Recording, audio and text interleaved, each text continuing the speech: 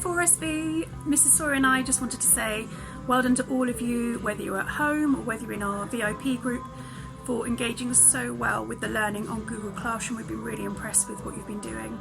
But we wanted to give a couple of special shout outs to Charlotte Holiday for your brilliant attitude, 100% effort in everything you've been doing. It's really impressed us. To Alexa Burr-Dixon, we've seen some fab learning that you've emailed in, your poetry, your happy news. And finally to Bonnie Berry for some fantastic narrative writing this week based on titanium. So keep up the great learning, everyone. We're really impressed and well done.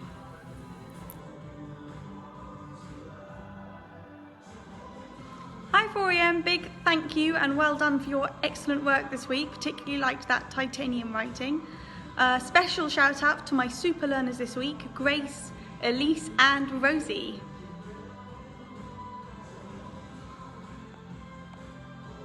Hello 5EC. Very well done to you all who continue to work really hard on Google Classroom. I'm really proud of you and so are the rest of the Year 5 team. Shining stars this week are Josh and Amber for persevering through challenges in maths. You have been given some really tricky challenges, but you haven't given up. You've kept going and you are all the better for it, so very well done you. More shining stars are Gia and Jamie for your work in science this week. You've made some quite intriguing animal discoveries and produced really detailed descriptions of them. And better yet, you used the very important scientific vocabulary that we always talk about. So very well done you. Thank you all again for working so hard and keep it up. Well, good morning everyone and welcome to number 3 of our Perseverance Assemblies, and thank you for everyone who's been working so hard once again, and obviously you can see by our shout out board that it's getting quite full now. We've still got a little bit of space here. I feel like a bit of a weather reporter here down here, and thank you for the teachers that shared their shout outs, and again extra congratulations for those people that even at we reached this 12 or 13 week mark, we're still persevering, we're still working hard, we're still uploading work to Google Classrooms, so very, very well done to you guys. You'll notice by when we look at our screen, there's been quite an influx of yellow, so well done Saturn, taking the sort of recommendations and the encouragement from last week that we needed to see more yellow, the likes of Elise and Clyde, who have been working really well, Felix, Otis and Amber.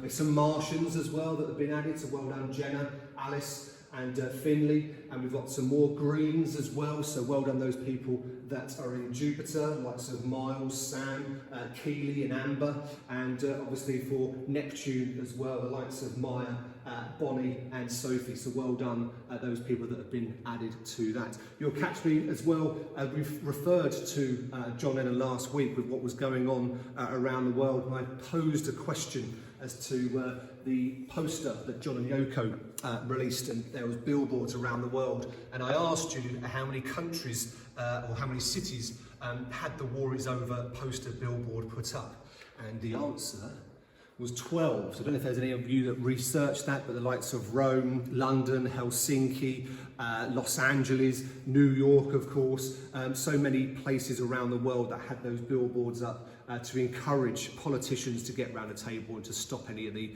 conflicts that were going on around the world at that time. The Vietnam War was the one that they were mainly sort of opposed to. So this week, just a little recap, I suppose, of what we've covered so far. So in our first Perseverance Assembly, you saw that some of the examples of how Mr. Samson showed perseverance over the course of his life, and he sort of, I say he, referring to him in the third person, I referred to my football, I suppose, my interests and how I tried as hard as I can to get better and obviously persevered. And there was a whole host of ways and that I showed sort of perseverance when I was a youngster, and I'm sure you have as well, particularly in these last few weeks. And hopefully you have managed to have a bit more of a wider conversation with someone at home, sharing their examples of how they persevered too. And then obviously last week we were referring to individuals that showed perseverance during their life, and I referred to the fact that we often see the end product and think that how they've got there, maybe they just were sort of quite born naturally skillful, I suppose, in certain areas, or they just happen to fall upon these very fortuitous sort of positions, whereas actually what I tried to illustrate, there was a huge amount of work that went into getting those people to be as successful as they were, and they were obviously given knockbacks at some point in their lives, but they didn't actually get deterred by that. They used that to sort of spur them on even further, likes of Oprah Winfrey, Albert Einstein, Walt Disney were referred to. So a whole host of people that we looked at last week. I suppose that ones in the sort of the public eye more so.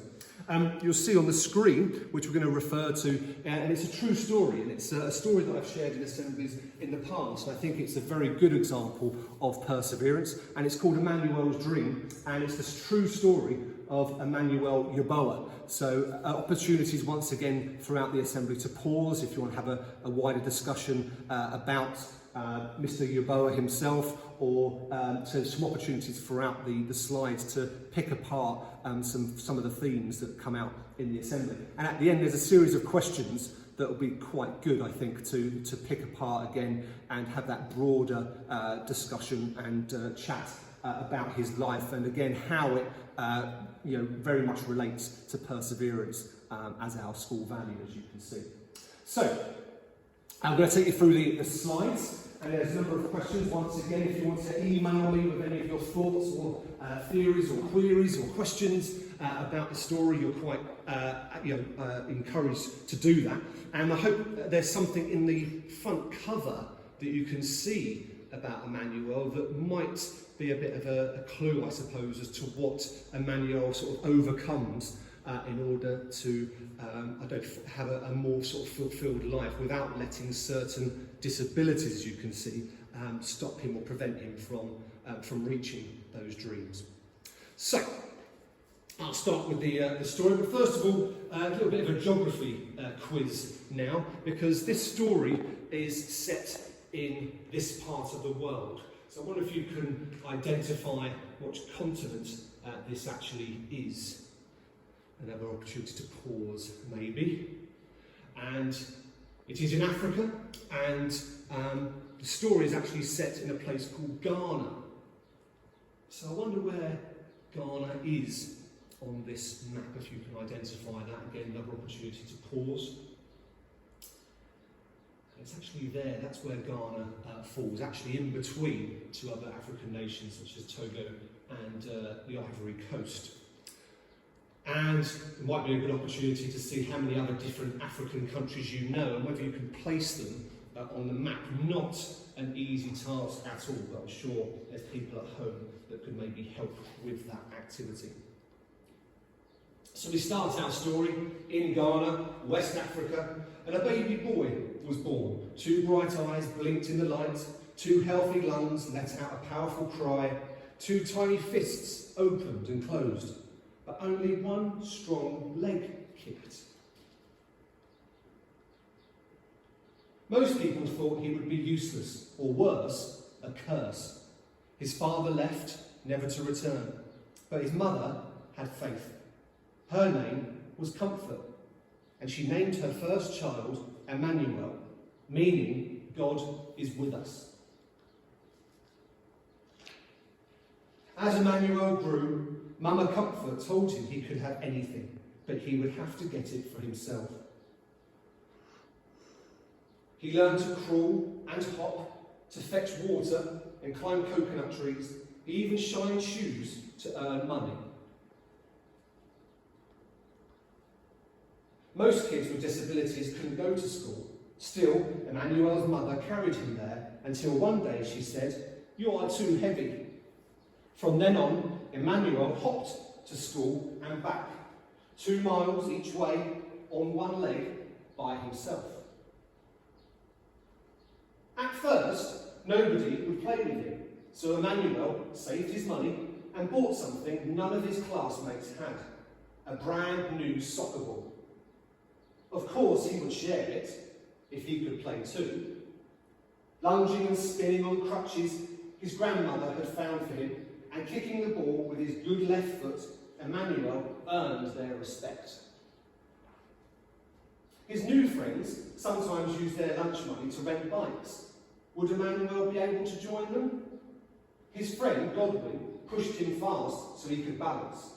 Over and over again, Emmanuel fell hard, but finally he rode. When Emmanuel was 13, Mother Comfort got very sick. She could no longer sell vegetables at the market, and Emmanuel's sister and brother were too little to work. He would have to support them. Against his mother's wishes, Emmanuel snuck out and boarded a midnight train to the bustling city of Accra, 150 miles away, alone. He didn't know it then, but it would be 2 years before he saw his family again. Emmanuel arrived full of hope. There were so many people, but no one would hire him. Shopkeepers and restaurant owners told him to go and beg like other disabled people did. Emmanuel refused. Finally, a food stand owner offered him a job and a place to live. When Emmanuel wasn't serving drinks, he kept busy shining shoes. He earned money and sent it home. One morning when Emmanuel went to buy shoe shining supplies, the shopkeeper thought he was there to beg and scolded him. Insulted, Emmanuel slammed his money down on the counter. The shopkeeper apologised, but Emmanuel would never forget. When Mama Comfort grew sicker, Emmanuel went home to be with her. From her bed on Christmas Eve, she told her son, "Be respectful, take care of your family, don't ever beg, and don't give up." By the next morning, Emmanuel's mother was dead. He was heartbroken, but he knew her last words had been a gift. He would honour them by showing everyone that being disabled does not mean being unable. It was a big dream, but Emmanuel had a plan. Emmanuel had a sharp mind, a bold heart, and one strong leg. All he needed was a bike. At first, no one would help him. They thought his plan to bicycle around Ghana was impossible. Then Emmanuel wrote to the Challenged Athletes Foundation, all the way in San Diego, California. They sent him a bike, plus a helmet, shorts, socks, and gloves.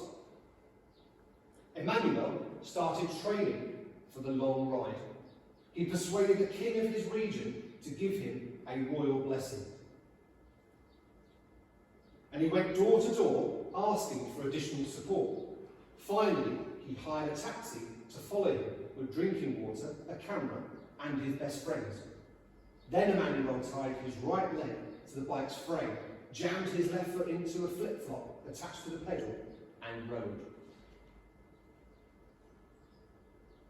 Emmanuel pedalled through the bustling city of Accra. He pedalled through the rainforests, over rolling hills, and across wide, muddy rivers. He pedalled fast over forests and plantain farms, and through the market city of Kumasi. He pedalled as trucks roared past on the narrow highways, and wild animals stalked his thoughts. He pedalled through vast grasslands and into the ancient city of Tamale. He rode up, down, across and around his country, proudly wearing the colours of its flag, and on a shirt printed with the words Opozo, or disabled person.